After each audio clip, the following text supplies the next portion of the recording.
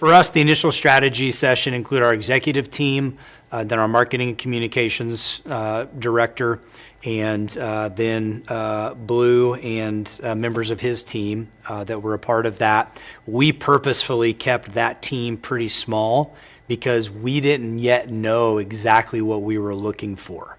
And that was why that one-day strategy session was so important for me. And often I get asked as I talk to people about our experience with StudioC, they're like, should we do the one-day thing? Is that really helpful? Or can we skip that? And what I tell people is, if you feel really confident in knowing what a disciple looks like at your church and what you're asking people to do, then you could probably skip that session. But for us, we were trying to get our arms around how are we communicating, what are we communicating, and more importantly, what are we communicating for? And so that was a tremendously beneficial day for us where the StudioC team was able to ask us pretty candid questions about, well, if this is what you're about, what does that look like? How do you define that? How much do you need people to do that? How often do you want them to do that?